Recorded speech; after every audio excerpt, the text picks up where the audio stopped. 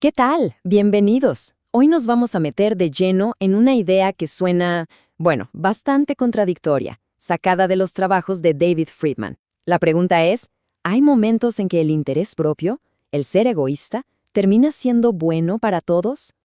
Y sí, esa es la pregunta del millón que va a guiar todo este análisis. ¿Cuándo ser egoísta es bueno para todos? Suena a locura, ¿verdad? Pero la respuesta tiene unas implicaciones gigantescas para cómo pensamos las leyes y las reglas de nuestra sociedad.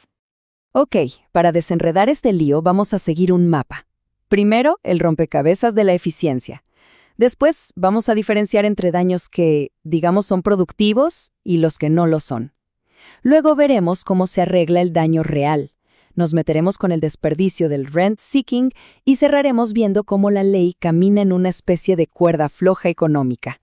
Arranquemos entonces con lo primero, el rompecabezas de la eficiencia. Pensemos en esto como el escenario soñado, el ideal, donde si cada uno hace lo que es mejor para sí mismo, ¡pum!, resulta que también es lo mejor para todo el grupo. Miren, el principio es bastante sencillo. Si alguien se hace cargo de todos los costos y se lleva todos los beneficios de lo que hace, su decisión, la que es racional para esa persona, también va a ser la mejor para la sociedad. Pónganlo así. Imaginen que alguien decide qué videojuego jugar una noche. Esa decisión solo le afecta a esa persona, así que al elegir el juego que más le divierte, está maximizando el bienestar total. ¿Por qué? Porque nadie más sale ni ganando ni perdiendo. Pero claro, la vida no es tan simple. ¿Qué pasa cuando lo que hacemos sí afecta a los demás? Bueno, aquí es donde la cosa se pone interesante y complicada, porque resulta que, económicamente hablando, no todos los efectos negativos son iguales.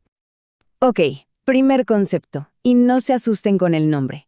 Externalidad pecuniaria. Suena súper técnico, pero la idea es muy simple. Es un efecto que solo mueve dinero de un bolsillo a otro sin que la sociedad en conjunto pierda nada. Un ejemplo clásico, alguien vende su casa muy barata. ¿Qué pasa? Su vecino a lo mejor tiene que bajar el precio de la suya en, digamos, $5,000. El vecino pierde, claro. Pero, ojo, el que compra la casa se ahorra esos mismos $5,000.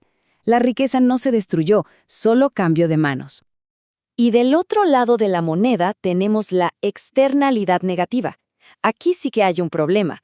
Esto es cuando se le impone un costo real a otras personas, un costo por el que nadie paga, y esto crea una pérdida neta para todos. El ejemplo del libro de texto, una fábrica que contamina el aire. La fábrica no paga por los problemas de salud o el daño a las propiedades de sus vecinos. Ese es un costo real, un valor que simplemente se esfuma. Y esta comparación lo deja clarísimo. Miren, en el caso de la competencia, la pérdida del vecino es la ganancia del comprador. Si sumamos y restamos, el efecto total para la sociedad es cero.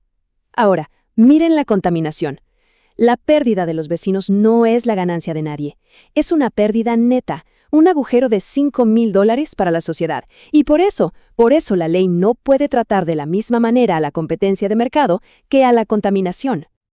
Ok, entonces, si tenemos este problema de las externalidades negativas, ¿qué hace la ley al respecto? Bueno, busca la manera de que los que causan el daño internalicen esos costos. ¿Qué significa internalizar? Básicamente, que los sientan en su propio bolsillo. Y para lograrlo, la ley tiene como una caja de herramientas. Las tres principales son estas. Primero, la regulación directa. Piensen en las reglas que pone una agencia ambiental. Segundo, los impuestos pigovianos, como un impuesto al carbono. Básicamente se le pone un precio a la actividad dañina. Y tercero, el derecho de daños y perjuicios, que no es otra cosa que la posibilidad de que las víctimas demanden para que les paguen por el daño. Ahora, fíjense en esto, que es muy interesante. ¿Por qué a muchos economistas les gustan más los impuestos que la regulación directa? Bueno, con la regulación, el gobierno tiene que ser casi un genio. Necesita saber exactamente cuánto le cuesta a cada empresa reducir la contaminación. Es una locura de información.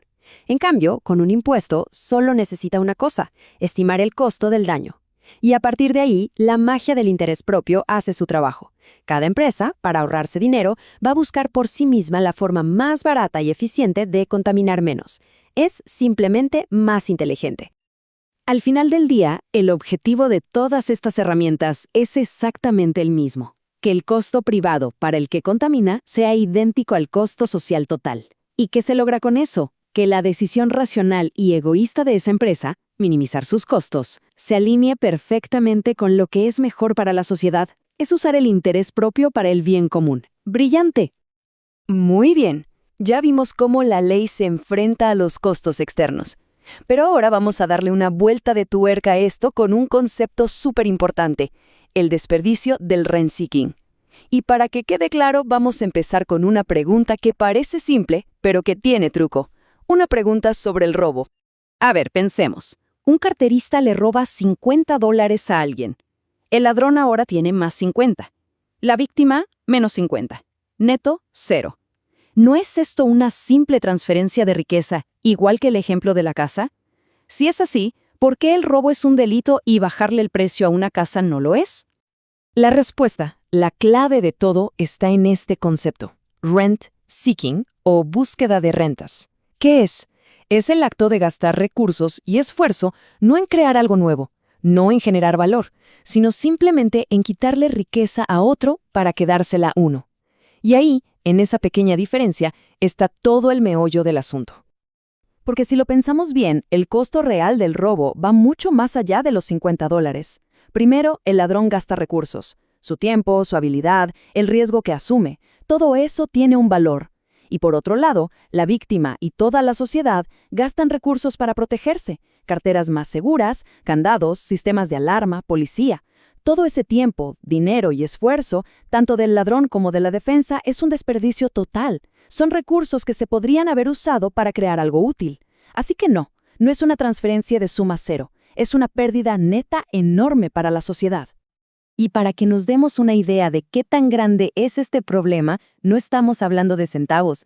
La investigación original de Ann Kruger, la economista que inventó el término, estimó que algunos países llegan a tirar a la basura hasta un 10% de todo su ingreso nacional en estas actividades improductivas, como empresas compitiendo por favores del gobierno en vez de por crear mejores productos. Es un desperdicio gigantesco. Y todo esto nos lleva al gran final. La tarea principal de la ley, vista desde la economía, es como la de un equilibrista en la cuerda floja. Por un lado, tiene que fomentar la competencia, que es una transferencia de riqueza que nos beneficia a todos. Pero por el otro, tiene que desincentivar con toda su fuerza el rent seeking, que es un desperdicio destructivo. Es un equilibrio súper delicado. Así que, si nos quedamos con una sola idea de todo esto, que sea esta: el gran objetivo económico de la ley no es eliminar el interés propio. Es imposible. Se trata de crear las reglas del juego de tal manera que ese interés propio se canalice, se dirija hacia cosas que nos beneficien a todos. No es pelear contra el egoísmo, es usarlo de forma inteligente. Y para ver cómo esta teoría se pone a prueba en el mundo real y cómo a veces las cosas pueden salir mal, veamos un caso de estudio muy específico: las demandas por fraude en el mercado. Imaginen la escena. Un director general da un discurso súper optimista sobre su empresa. Un inversionista le cree, compra acciones. Pero, ups, las acciones se desploman. El inversionista, enojado, demanda a la compañía. Ahora, aplicando lo que aprendimos, ¿hubo un daño neto para la sociedad? Pensemos. Por cada persona que compró caro y perdió, digamos, $50, hubo otra persona que vendió a ese precio alto y ganó esos mismos $50. Fue una transferencia, una externalidad pecuniaria.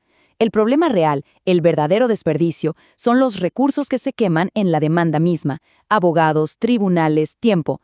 La demanda se convierte en una forma de rent seeking. Y con esto terminamos, con una pregunta que los va a dejar pensando. ¿El discurso de un ejecutivo le hace perder dinero a un inversionista? ¿Es ese un daño social real que la ley debería salir a reparar? ¿O es la demanda misma, con todo el dineral y tiempo que consume, el verdadero desperdicio económico para la sociedad? No hay una respuesta fácil, pero entender la diferencia crucial entre una simple transferencia de dinero y un verdadero desperdicio de recursos, bueno, ese es el primer paso para empezar a buscarla.